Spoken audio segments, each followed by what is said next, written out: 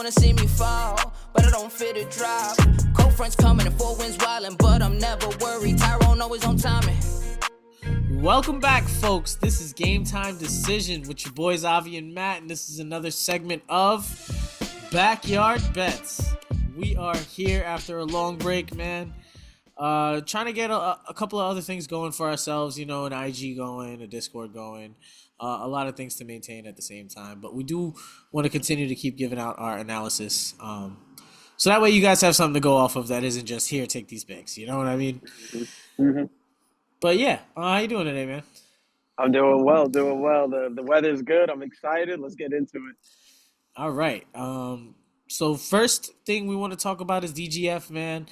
We use this every day as a reference for us. It's a great tool that we use for weeding out picks that we like to shop on these different apps. Pretty much it correlates all the sports odds or all the sports books odds, I should say, to give you a positive percentage of whether or not props are going to hit. And they use a lot of different sports, esports as well. And you can use, depending on what app you're using, you can also shuffle through that to see the live picks that are constantly updating. Since they're updating, it'll update on this as well, the percentage, both that and the numbers. So it's really good for reference, man. We like it a lot. We actually, if you guys have been looking at the screen, which I know you have, the first pick we have here is Bam out of bio under 43 fantasy score. It's at 56.2%. It's a pretty good percentage. Pretty much we think that he isn't going to have too much of a great game just because of the way the game is going to be set up. Matt, why don't you take that away? Yeah, pretty much.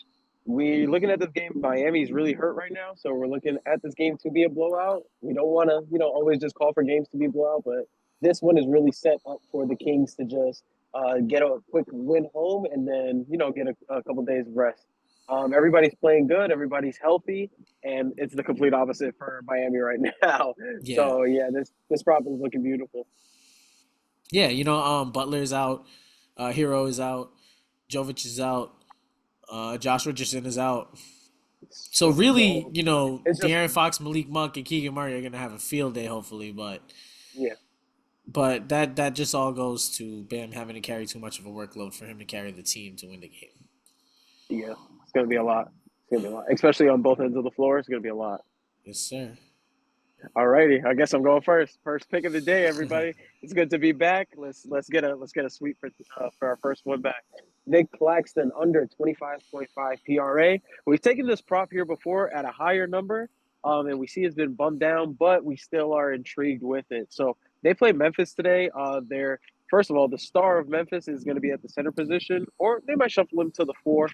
So we see him going at Nick Claxton. And Claxton does get into foul trouble pretty quickly in the game, so that could be a little tip right there on the hat. But yeah, we see Nick Claxton, maybe getting at the most here a solid double-double, 10 and 10, and then go ahead and have a seat on the bench, my friend. We got a seat ready for you. Thoughts on that, my brother? Yeah, so pretty much, it looks like the Nets, the way they play is if they like to play small ball, they don't even run Claxton. They'll run like Cam Johnson at the 5 and have Claxton sit. Going up against Memphis, which is a little bit of a running team now, they will probably have to end up doing that at the end of the game. I think that Claxton right here, he's going to be having – well, Jaren Jackson Jr. is going to try to take it in the paint and get people into foul trouble just because he knows he doesn't have anybody.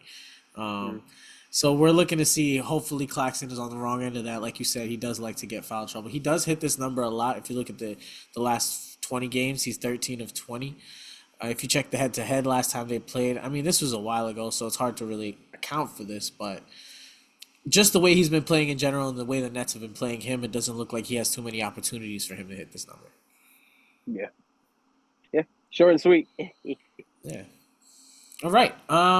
My pick for the day is going to be Mr. Evan Fournier. Now, I've been talking about him. I'm a real fan, so maybe I'm a little bit biased. I liked him when he was on the Knicks. But they sat him, and I didn't know why. Maybe he just didn't fit or whatever the case is. But I think that he is going to come back with a vengeance today against the Knicks and at least come back with some kind of grudge and try to dog against the Knicks. They lowered his PRA. Last time we took it at 13.5. Today it's at 11.5. So if you guys see that number, that is hopefully a great number. I mean, he's very efficient. I got it at the last 20, but that's hard to look at. The last 5 games is really what he played on Detroit. If you look at it, he's been playing 17 and 18 minutes since Quentin Grimes came back, and he's still super, super efficient, getting 10 points, 4 rebounds, 13 points, 3 rebounds, and assists. He's very active when he's in the game, and we're looking for him and hopefully the entire team for the Pistons to acknowledge that he's been disrespected on the Knicks. And, they're going to give him a little bit of burn, him and Grimes, I wouldn't take Grimes as much as I would take Fournier, even though Grimes gets more minutes, but Fournier just seems a little bit more mature in the sense that he can score. Like, he's still comfortable wherever he's playing. Grimes still looks like he needs to get a little bit more comfortable with them.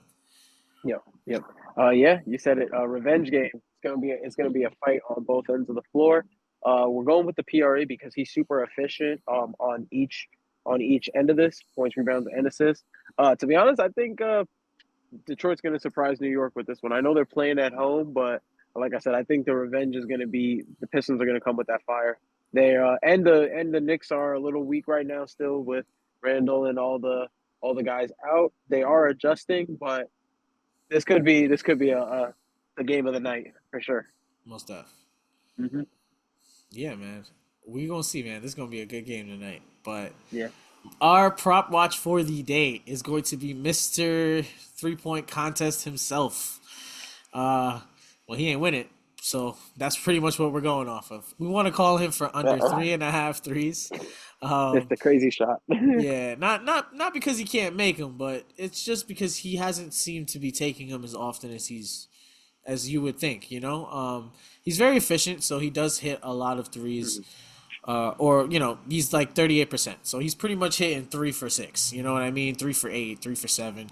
A good number, but he doesn't really take as many attempts as you would think. Normally he takes an average about a 6 to 5 against teams that allow a lot of threes. He's taking 9, 10 to be. I seen that Detroit game. He was trying to be a little bit, disrespectful in that game. Yeah. Great call. So, and he actually hits it when he takes those attempts, but I don't think Toronto has given those up a lot. I mean, quickly. And Gary Trent Jr. play pretty good around the perimeter, so they probably won't give him too many opportunities to take that many attempts. And if he doesn't, he won't. If he doesn't see it, he doesn't force it because he knows that Miles Turner is there waiting to take every single 3 he can get. So we definitely like his number at 3.5. It's really high. I wouldn't take it at 3. I feel like he could hit 3 in a game where, the game is close. Whether the game is close, blowout, or, whatever the case is. But yeah. Yeah. I think for this game, it's going to be, once again, another focus on Pascal Siakam. I know they played already before, but still going back to it in the second half of the season, definitely just making a statement.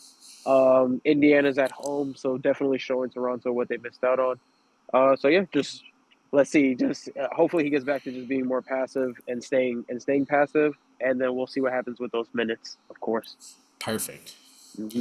Now, just to go over our picks for today, we have Bam Adebayo under 43.05 for his fantasy score as our DGF. Our picks are going to be Nick Claxton under 25.5 PRA, Evan Fournier over 11.5 PRA, and our prop watch for the day.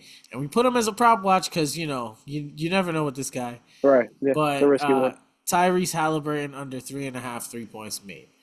Now, we have been dropping more picks lately on our Discord as well as our Instagram. We have been dropping our picks too. So if you're unable to see the video or watch the video in its entirety, if you wait a little while, you can get it on the IG as well.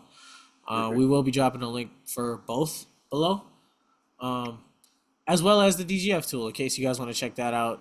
Super great tool to use.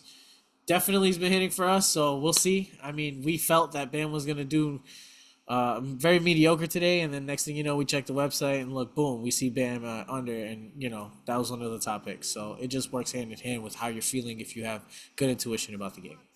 Exactly. But yeah, folks, happy betting. We will check in with y'all, and hopefully we cash out. Happy Monday, everybody. Good to be back. Said it's your man, Be Easy, and you either get with it or get lost.